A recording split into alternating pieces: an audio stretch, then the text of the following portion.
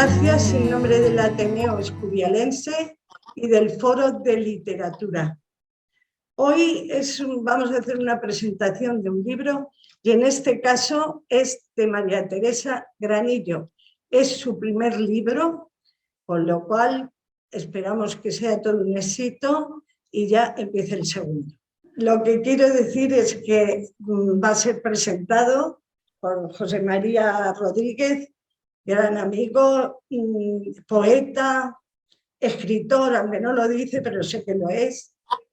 Y María Teresa es, además de amiga, pertenece al Foro de Literatura y siendo su primer libro, creo que era muy oportuno presentarlo aquí en Casa de Cultura.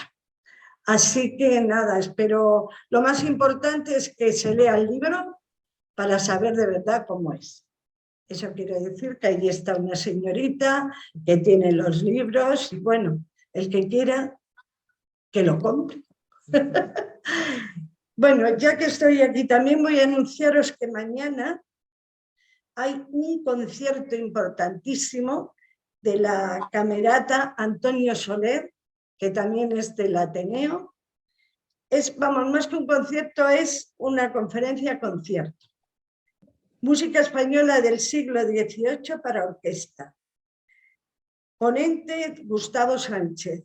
Y luego, en concierto está Gustavo Sánchez, flauta, y Santiago Daineco en violín.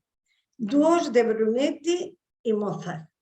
Así que os invito también a que vengáis mañana, que seguro que vais a gozar de un buen concierto. Y ahora, sobre todo, vamos a gozar de la presentación del libro de María Teresa por José María. Bienvenidos a los que estáis aquí y bienvenidos a los que nos ven a través del ordenador, online. Un saludo cordialísimo para los que nos ven desde México, nada menos, que por lo que veo en pantalla son numerosos. Pues nada, un abrazo muy grande para México. Muchas gracias por vuestra asistencia. En mi vida me he visto en tanto aprieto, así exclamaba Lope de Vega, cuando Violante le pidió la composición de un soneto. Algo así me ocurre hoy a mí. Es la primera vez que presento un libro. Menos mal que yo cuento con la benevolencia de ustedes para realizar este cometido, presentar un libro y a su autora. Si fracaso o lo hago mal, sean piadosos conmigo y dejen para el final los abucheos. De entrada, les confieso que no soy lector empedernido de cuanto se me ofrece, sino solo de aquello que realmente me interesa, me hace disfrutar o me hace aprender. Motivo por el cual, al iniciar una lectura o la lectura de una obra, procuro valorar su texto y su contexto. Y si alguno de estos dos condicionantes cojea, es muy probable que renuncie de inmediato a seguir leyendo. No digo por nada lo que acabo de decir, sino porque, como veis, tengo en mis manos La sombra del juramento, un libro que comencé a leer, me pareció delicioso y no cejé en su lectura hasta terminar. Buena señal. Y ya que menciono el libro, aprovecharé para decir de él que, a pesar de su título, repito, La sombra del juramento, no es un libro precisamente sombrío. Todo lo contrario, es luminoso y esclarecedor, escrito con entrañable remembranza familiar y comprensión, incluso cuando relata episodios vertiginosos o trágicos acontecimientos históricos, como cuando Rafael Vázquez, el protagonista, bisabuelo de la autora, haciendo gala de astucia y sagacidad felinas, sale airoso de un peligro inminente y grave para él y para su familia. Una particularidad, creo yo, sobresale entre las demás singularidades de este libro, escrito desde luego con la propia sangre y con el aliento del bisabuelo. Esta característica ciertamente simpática resulta evidente. La obra está escrita, sin lugar a dudas, por una mexicana. Quien lea el libro verá que digo la verdad, pero claro está, para llegar a esta conclusión es menester leerlo. Esta amable mexicana que ha escrito La sombra del juramento es ni más ni menos nuestra amiga ateneísta María Teresa Granillo Vázquez, aquí a mi derecha. Nacida en la Ciudad de México, licenciada en Relaciones Internacionales por la Universidad Nacional Autónoma de México, licenciada en Ciencias Políticas y Sociales por la Universidad Complutense de Madrid y doctora cum laude en Ciencias Políticas y Sociología por la Universidad Complutense.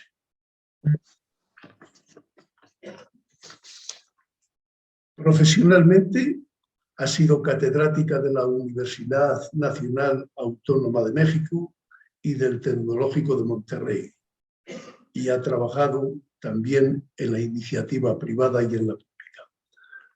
Ha escrito en periódicos y revistas mexicanas y españolas, ha colaborado en programas de televisión y en la radio, difundiendo en todos ellos la cultura de su país. Actualmente colabora en la tertulia literaria de Valdemorillo La Fuente y con el Ateneo Escurialense. Inició la escritura de su primera novela, La sombra del juramento, durante la pandemia del COVID en el año 2020, terminándola en marzo del 2022. Por sugerencia de su correctora de estilo, la sometió a un concurso en el que quedó dentro de los 5 finalistas. Fue el certamen literario El Muro, convocado por Bunker Book Sociedad Limitada. El libro salió a la venta en noviembre del 2022. Pregunto, ¿es La sombra del juramento una novela? Desde luego no es un cuento. Tampoco es una biografía propiamente dicha, aunque en ella se relaten acontecimientos, unos vividos y otros escuchados de boca de su madre, que rondaron muy de cerca la infancia de la autora. Define el diccionario la novela como la obra literaria en la que se narra una acción real o imaginaria con el fin de interesar y conmover al lector.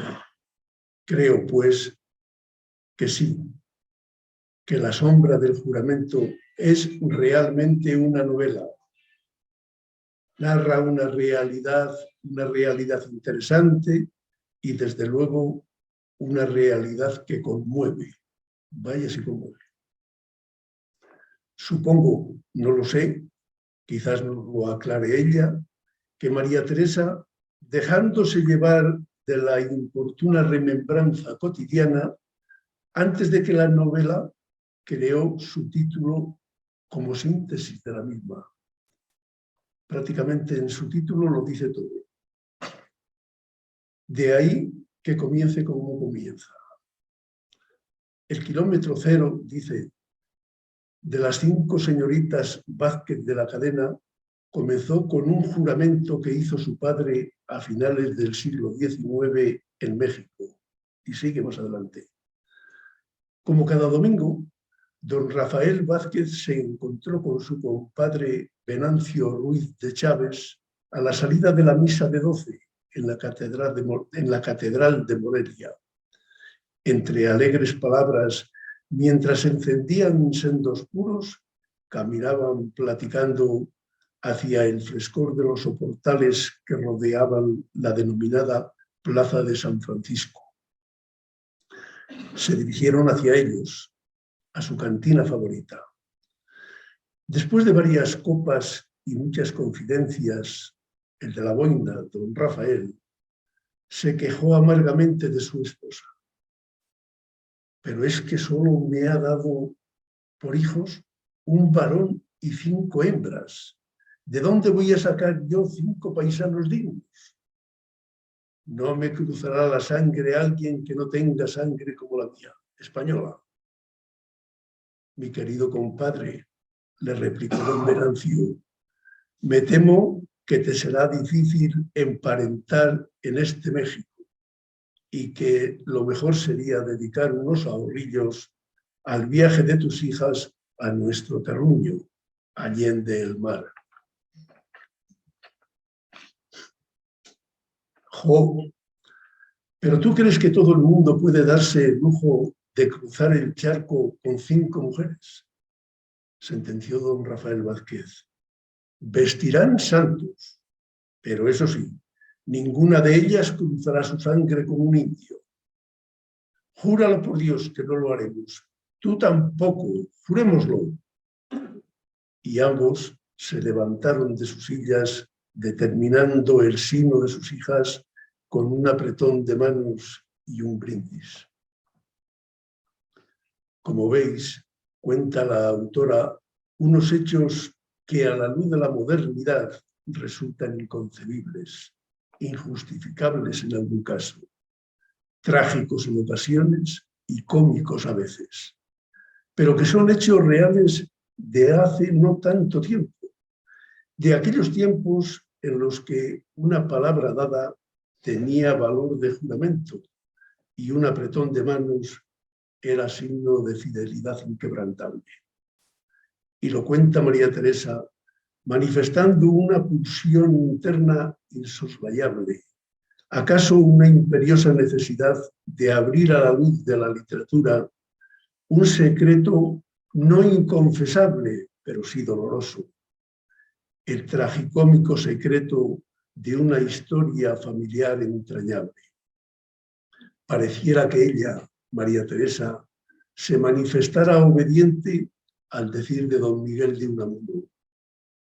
Si sientes que algo te escarabajea por dentro, pidiéndote libertad, abre el chorro y déjalo correr al comabrote. Tal vez así, conseguida y hecha la novela, conseguido su propósito, el tiempo acune a nuestra escritora en la resignación y en el consuelo. No voy a decir más, no debo hacerlo. Cometería un pecado si desvelara el trama de una novela que para quienes nacimos en un pueblo y vivimos los modos y maneras del pasado, el ingenuo y rústico proceder de sus gentes, los hechos narrados nos resultan fácilmente disculpables. Cedo, pues, la palabra a nuestra amiga María Teresa, la autora, para que sea ella quien vista de domingo al hijo de su sangre, un hijo que, repito, bien vale la pena conocerlo y disfrutar de su lectura. Muchas gracias. Muchas gracias, José María. Muchas gracias. Gracias por tan amable y tan, pues, alegre y entrañable presentación. Muchísimas gracias. Bien, yo escribí esto porque soy la mayor de la familia, me dicen la mayora. Soy la mayor de las hijas, la mayor de las sobrinas, la mayor de las nietas, en fin, la mayor de todas. Y quería y quiero que mi familia y mis sobrinos y los sobrinos nietos que ya tengo se enteren de nuestras raíces, ya que pues soy la que vive en España. Bueno, tengo también una sobrina que vive aquí y una sobrina nieta que también se casó con un español y también vive en España. Entonces, estando aquí y siendo de allá, pues me pareció que era oportuno pues hablar de ello. Entonces, os quiero comentar cómo eran los amores, o sea, cómo corrió mi bisabuelo a los amores mexicanos. Voy a empezar por ahí. Resulta que doña Asunción, que era la esposa, la bisabuela, no estaba de acuerdo con el juramento de San Francisco. Ella quería que sus hijas se casaran con quien fuera, pero que se casaran, no quería que se quedaran a vestir santos. Entonces, y se dio cuenta de que tampoco tenían vocación religiosa. Entonces, lo que hacía era cisar de la compra dinero para darles para que se fueran en la noche, como todas las niñas de Morelia, al teatro y después al café, que era lo normal. El padre, claro, no las quería dejar salir de noche, quería controlarlas a como diera el lugar, pero ella decía que no, que se fueran. Y entonces les guardaba la llave en un lugar secreto donde ella solo sabía, y cuando el papá dormía, se salían con los zapatos en la mano y se iban al teatro y al café. Y aquí, que una noche, en el café, una de ellas, Lolita, que era muy guapa, ella era pelirroja, tenía los ojos verdes y era pecosa, y le había dado viruela, pero poquito, y entonces tenía unos hoyitos, pero disimulaba con las pecas, se le disimulaban, pero era muy guapa, delgada, alta, etcétera, etcétera. Y en ese café le salió un enamorado hermoso, un mexicano muy guapo, apuesto, joven, eh, un Jorge Negrete, imaginaros, ¿verdad? Pero era un mexicano. Entonces, pues le gustó Lola y se le acercó en el restaurante y empezó a hablar y a camelarla y a bajarle las estrellas, y entonces, pues le recitó, así le enamoró con un verso precioso de Gutiérrez de Celina, que probablemente vosotros conocéis: ojos claros y serenos, si de un dulce mirar sois alabados, ¿por qué si me miráis airados? Si cuanto más piadosos, más hermosos parecéis aquel que os mira. No me miréis con ira, porque no parezcáis menos hermosos. Bueno, con esa poesía preciosa la encandiló. Y las hermanas vigilaban que el señor, pues no sé por qué pasara. Pero llegó la madrugada y entonces había que correr, llegar a casa antes de que el padre se despertara, porque si no las medio mataba. ¡Corre, Lola!, gritaba Pina, mientras corría recogiéndose la falda y las enaguas. Dile a ese condenado sujeto que no nos siga, en ello nos va la vida, le gritaba empavorecida, volviendo la cabeza hacia su hermana. Si nos descubre, padre, no volveremos a salir de noche, nos castigará, solo Dios sabe, clamaba angustiada. Y a nuestra madre, ¡ay, Dios mío! Creo que la matará por ayudarnos a salir de noche. Se lamentaba asustada sin descuidar su carrera. Ni lo mande Dios, decían a coro las otras hermanas, santiguándose, mientras corrían asustadas imaginando a su furibundo padre. Ni siquiera notaron el frío de la madrugada. Hubo alguna que se quitó, incluso el abrigo, porque la carrera la estaba acalorando. Lolita volteaba la cabeza continuamente para ver a qué distancia la seguía el jinete enamorado. Sabía que le iba a buscar, pues escuchaba más cerca los cascos del caballo que galopaba detrás de ella, y gimoteando clamaba: esperadme, hermanas, porque Juan viene como alma que lleva el diablo. Concha, una de las hermanas, sonrió sin detener su apresurada marcha, mientras le decía: con que se llama Juan, ya os habláis de tú. Y Mimi, a todas las hermanas, vociferó: el diablo es el que nos va a llevar a nosotras si padre se despierta antes de que estemos en casa. Y Lupe, la hermana pequeña, pues gimoteaba y jadeaba. El jinete enamorado las correteaba encaramado en su majestuoso caballo de pelaje negro y reluciente, gritando requiebros amorosos, bajándole la luna y las estrellas a Lolita.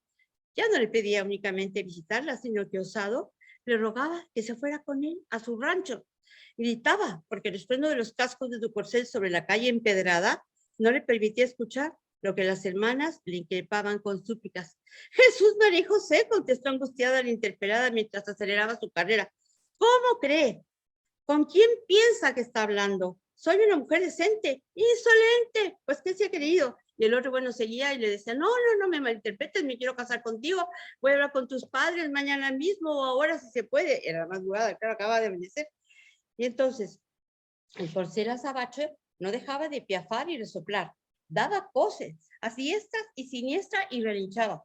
Caracoleaba alrededor de Dolores, que, asustada, trataba de evitar las amenazantes patas del enorme animal y la mano derecha de Juan, que agachado trataba con todas sus fuerzas de asirla. Con la izquierda empuñaba con firmeza las riendas de su montura.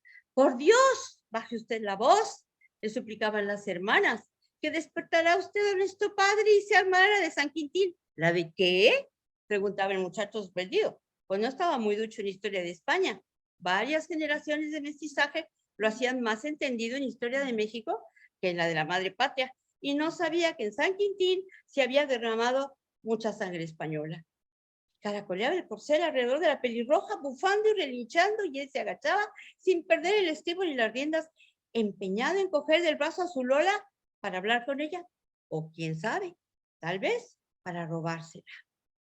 Bueno, se corrió la voz de lo que pasó, se corrió la voz en el pueblo, en Morelia, que era un pueblito en aquel momento muy pequeño, ahora es una gran ciudad, y las amigas y la de la casa pues corrieron a la sala de ellas a ver qué es lo que pasaba, pues, se corría la voz de que el diablo se quería llevar a Lolita. Y le dice entonces, la hermana cuenta lo que pasó. Esas ancas del demonio fueron a recargarse en el portón con sus relinchos y caracoleos. Brincaba y relinchaba empujando la puerta con todo su peso. Y el guapísimo jinete no dejaba de piropear a Lola, que no sabía qué hacer ante tanta insistencia. Oímos cómo le proponía matrimonio. Fue amor a primera vista, lo juro, decía una de las hermanas. Se dieron la tranca y el portón cuando el monstruo cuadrúpedo dio una cosa tremenda. Se oyó el estrépito al caer la tranca. Continuó exaltada Mimí, llamando la atención de todas. La gran tranca de madera fue a parar al suelo, haciendo un ruido horrible, y nosotras le gritábamos al endemoniado ser encabritado: «¡Mira lo que has hecho! ¡Estamos perdidas! Nuestro padre se despertará sin duda». Y el animal parecía que a nuestras voces se engreía más, pifiando, relinchando, encabritándose y resoplando. El muchacho seguía agachado, persiguiendo a Lola, pretendía alzarla, intentaba llevárselas, estoy segura, os lo juro. «Dios mío», decían las visitas, santiguándose y meneando el abanico. «¡Qué barbaridad!», clamaban las damas más viejas, que habían acudido con sus hijas o nietas al salón de las Vázquez de la Cadena a escuchar de viva voz lo que murmuraba por todo Morelia. Sus miradas iban de una a otra para ver las diversas reacciones y aspavientos. Bueno, entonces, ¿qué pasó? Preguntan todos. Padre salió con una escopeta en la mano. El jinete no se movió cuando se abrió el portón y oyó las voces que daba padre preguntando qué pasaba, resoplando furioso y furibundo. Desde su montura, el jinete, enamorado, clavó sus ojos en él, y a voz en cuello le hablaba de Lola y de sus pretensiones y casarse con ella y matrimonio mañana, etcétera, etcétera. Pero salió huyendo como alma que lleva el diablo a galope cuando, por respuesta, padre lanzó varios disparos al aire. Y después le apuntó, agregó contundente Mimí, quitándole protagonismo a su hermana pequeña. Y de no haber sido por mi hermano, su hermano era Rafael, mi abuelo, hermano que salió detrás de él, descalzo y en camisola de dormir, quitándole de un tirón la escopeta y poniéndola en alto sobre su cabeza, sin duda le habría disparado al jinete y al caballo. Padre trató de arrebatársela, pero Rafael ya está más alto que él, así es que por más que brincó y vociferó, no pudo arrebatarle el alma. Gracias a Dios, mi hermano evitó una desgracia. Bueno, este es solo un pedacito de una de las formas en que el bisabuelo evitó que se casaran las niñas con mexicanos. Y bueno, hay otra de ellas, son 5 mujeres y un hombre. Entonces, de las 5 mujeres, nada más voy a contar 2 pedacitos. Ese que ya os conté, que se llama el capítulo Caballo Negro Sabache, y otro que es de otra de las hermanas que se llamaba Concepción. Se supone que era la más bonita de todas, era rubia, tenía el pelo súper rizado, le llegaba a la cintura, los ojos eran amarillos con tintes verdosos, una belleza de mujer con sus 17 años y las hormonas, por supuesto, disparadas. Entonces, era muy vanidosa, y en las tardes lo que hacía era que se ponía en el balcón de su recámara, se echaba para atrás el pelo, así, en la barandilla, y se lo peinaba. Y entonces pues, corrió la voz de que era un espectáculo increíble ver a aquella mujer con aquel pelo haciéndose así, ¿verdad? Entonces, uno de ellos se enamoró completamente de ella y le hizo una poesía que mi tía Conchita me contó. Ella ya estaban muy viejitas cuando yo las conocí, pero me lo llegó a contar con mucho gusto y se lo sabía de memoria. Conchita, dulce hermosa, íntima y de cristal, pídele a ese cielo hermoso que nos deje platicar. Alguien entró. Bueno, Conchita, dulce hermosa, purísima y de cristal, pídele ese cielo hermoso que nos deje platicar. Y Conchita riéndose del piropo, apoyando la espalda en el balcón, torcía un poco la cabeza para que el joven de grandes ojos cafés vivarachos observara la sonrisa angelical que le provocaba su atrevimiento y cardaba un poco más su melena alborotada. A veces lo hacía con las manos y a veces con el cepillo de púas de jabalí. La movía continuamente para que ondeara y a la luz le ayudara a lucir su cascada dorada. Pero he aquí que el padre, Rafael, un día se le ocurrió regresar antes. Él casi siempre llegaba en la noche, pero un día se le ocurrió llegar en la tarde. Y desde la esquina, pues vio el alboroto que había en su casa, fuera de su casa, y pensó que había pasado algo, un incendio, lo que fuera. Y entonces se quitó el puro de la boca y salió corriendo a ver qué sucedía y vio que la gente veía hacia arriba. Y entonces pues él también levantó en el momento en que el otro piroteaba y piropeaba y volvía a decir el verso, gritaba voz en cuello: Conchita, dulce hermosa, purísima y de cristal, pídele ese cielo hermoso que nos debe platicar.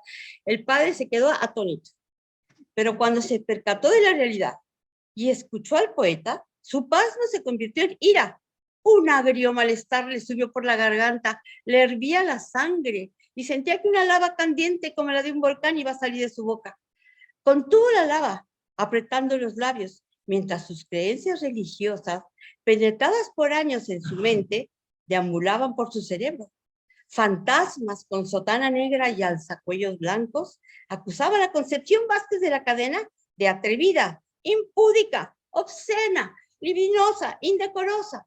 Espectros siniestros oscuros pululaban por su cabeza, acusándola, apuntándola con los índices, que vociferaban indignados: pecado capital, pecado de vanidad.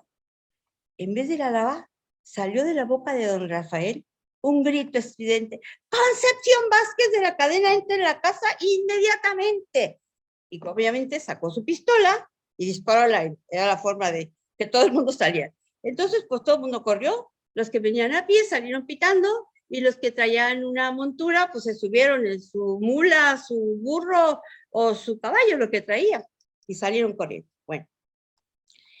Y se metió corriendo a la casa detrás de ella, de Conchita, y Conchita llegó y se metió en el brazo de su mamá y le decía: mamá, mamá, que me va a matar. ¿Pero quién te va a matar?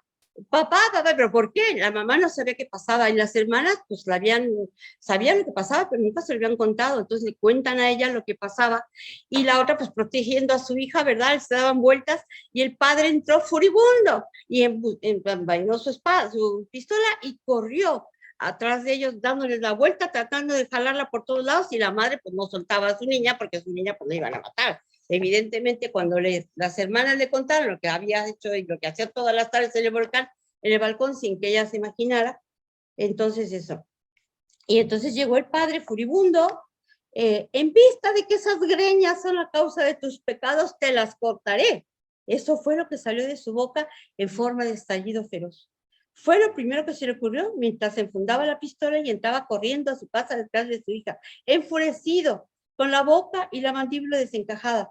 Vociferó contra Concha en cuanto la descubrió, resguardándose detrás de su madre. Así evitaremos el implacable castigo divino que nos caerá a todos por la perversa vanidad que te incitó a dar ese espectáculo bochornoso y a provocar tal escándalo, clamaba frenético e iracundo, con los ojos desorbitados e invadidos en venas rojas. Bueno, pues la macabra danza continuó. Madre e hija clavaban sus ojos en el desorbientado padre, quien bufaba como un animal herido, correteando a la hija alrededor de su madre, y gritaba: unas tijeras, tráeme unas tijeras. Y los sirvientes estaban ahí, pero no se movían, ni las hermanas, nadie le quería traer las tijeras, pues estaban azorados, pero él sabía dónde había unas. Entonces corrió a un cajón y sacó unas tijeras. Y alcanzó las tijeras de un cajón cercano, y cuando por fin pudo arrebatar a Conchita de los brazos de su madre, le jaló una madeja de pelo con una mano y con la otra exprimió en alto las tijeras. Pretendía él mismo ejecutar el castigo. El hermano, alertado por los balazos, o sea, mi abuelo Rafael, y por un sirviente de lo que sucedía en la recámara del balcón, corrió a detener a su padre, temiendo que provocara una tragedia, pues conocía sus exabruptos y arranques de ira. Asustado por la escena increpó al padre, rogándole por Dios que dejara las tijeras y a su hermana. Aterrada la hija, al ver las afiladas tijeras, sintió que un viento helado le destemplaba la espalda, y todos vieron cómo se escurría de los maternales brazos, desmayándose, del puro susto. Entonces, claro, las hermanas, él, los inventos, por favor, Clemencia, es una chica muy joven, bla, bla, bla, bla, bla, y él se seguía furibundo. Los ruegos y súplicas de todos, aunados al desvanecimiento de la hija, ablandaron el corazón del patriarca, quien, asustado por la reacción de Concepción, cayó de rodillas a su lado, dándole palmaditas en las mejillas para que volviera en sí. Ella yacía inerte, en el suelo, en brazos de su hermano, que no pudo reprimir las lágrimas a ver inconsciente a su hermana pequeña. El progenitor contempló sus bellísimos rizos dorados desparramados por su rostro y los brazos de su hermano, que hincado ofrecía fraternal consuelo a Conchita, dulce, hermosa, purísima de cristal. A pesar de su palidez, irradiaba vida, belleza y juventud, y una serie de emociones fueron poblando su mente, entre otras, ternura, amor, compasión, cariño, sentimientos que combatían ferozmente contra los espíritus chocarreros de sacerdotes, monjas y monjes encapuchados que, arraigados en su psique, debido a su férrea educación cristiana, clamaban penitencia por el pecado de vanidad. Aquella espléndida criatura suya, tan bella, en la flor de la edad, con las hormonas en plena efervescencia, pálida por el susto y el desmayo, hizo que triunfaran la misericordia y el amor. Sintió una oleada de piedad desterrando de su mente a la legión oscura de inquisidores. Entonces, todos vieron cómo su rostro se dulcificó de pronto y contempló a su hija, pesaroso por su rudeza, apartando los rizos de su rostro. Se puso de pie, apretó los labios para que no saliera lo que se le pasaba por la mente. Caminó lentamente hacia la puerta de la habitación, con el rostro aún rígido, apretando los puños y tensando la mandíbula. Abandonó la alcoba exclamando: sea, no se lo cortaré.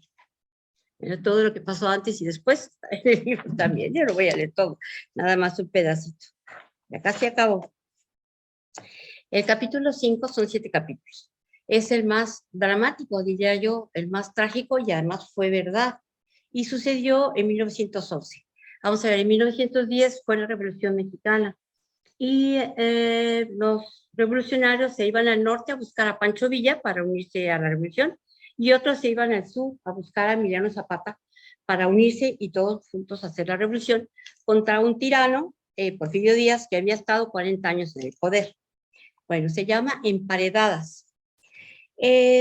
Cuando mi tía Lupe, que era la más pequeña, me contó esta historia, me decía que le habría gustado que todo fuese una pesadilla, para no recordar aquellas terribles cosas que les pasó durante los 13 días que estuvieron encerradas.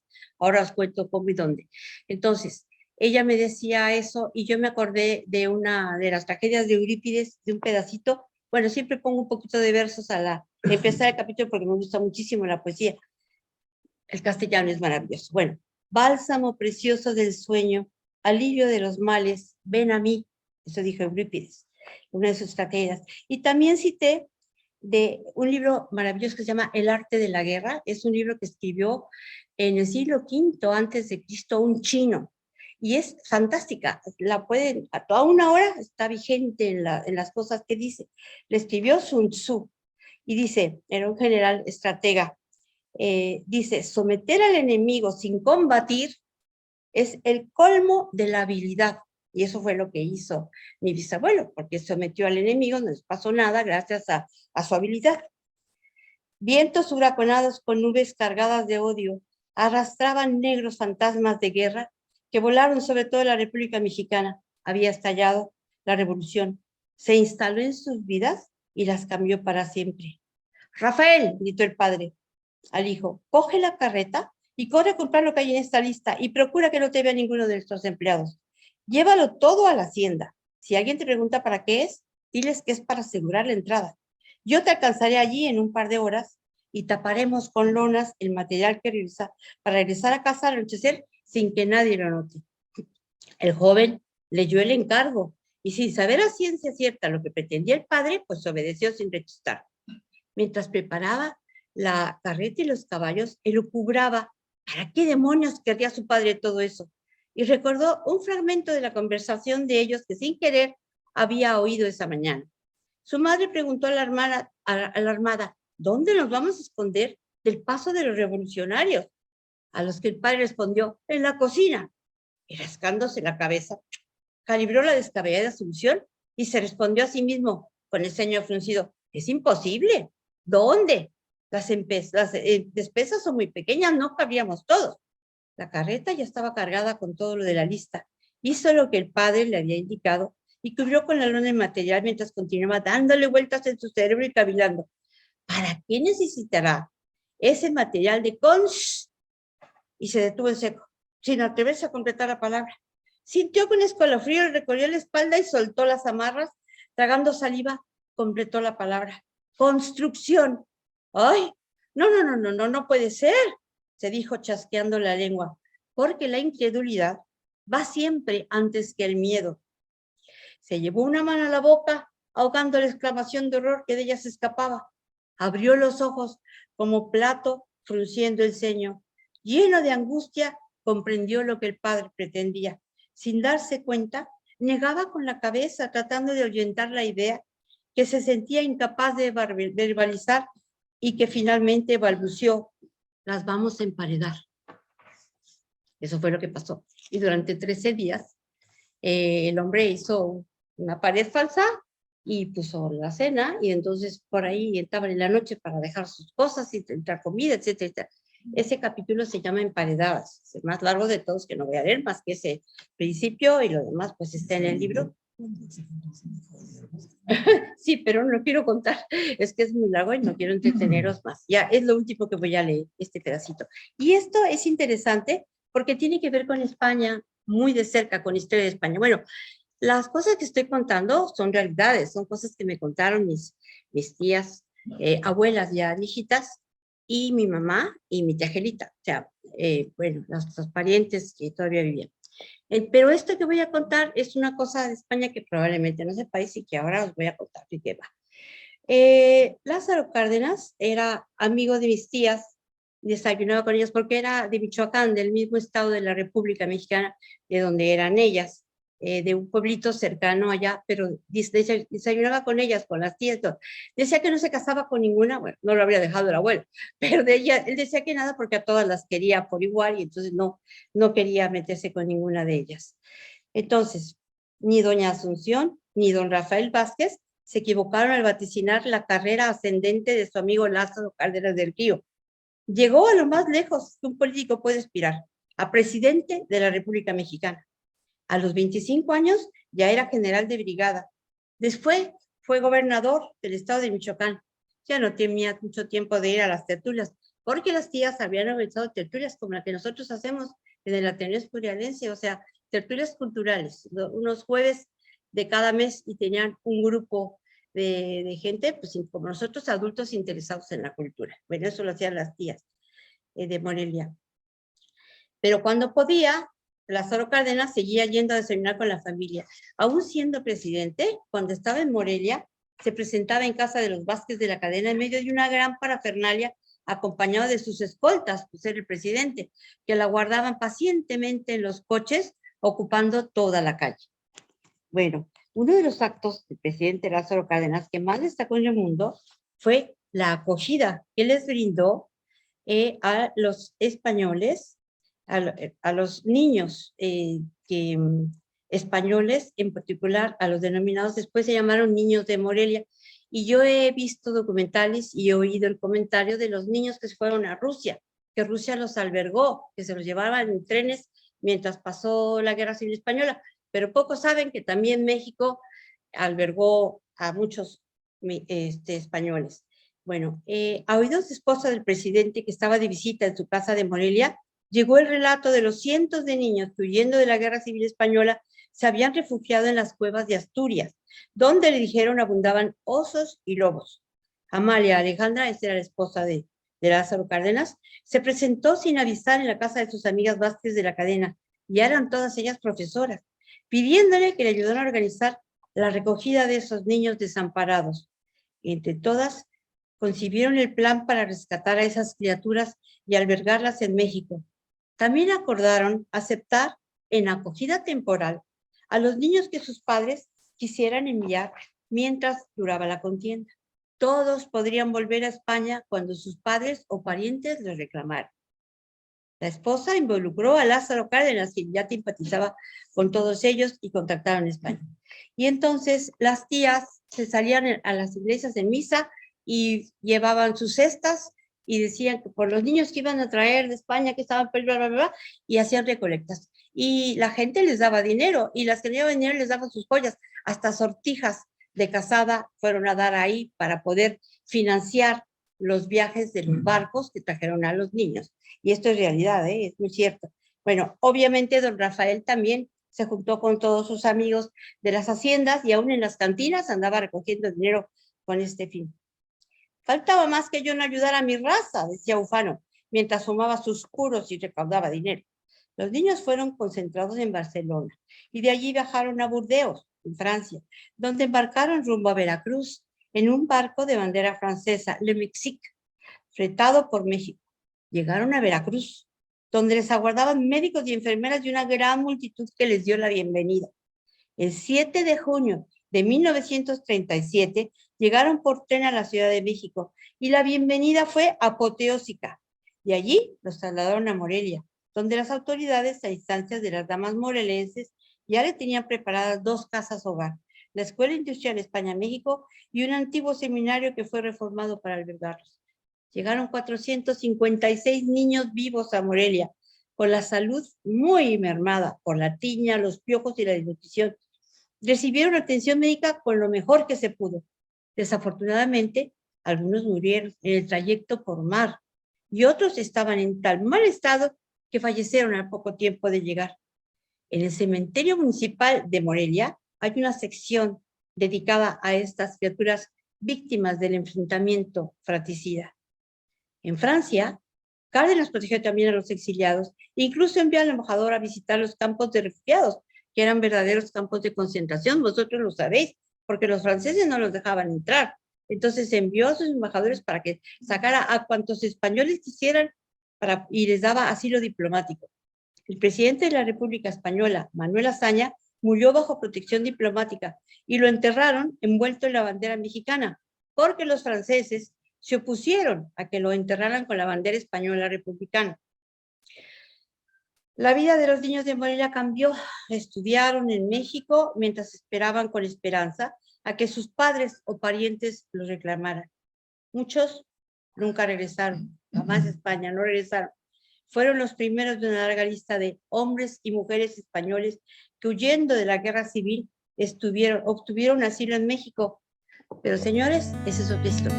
Muchas gracias por su atención.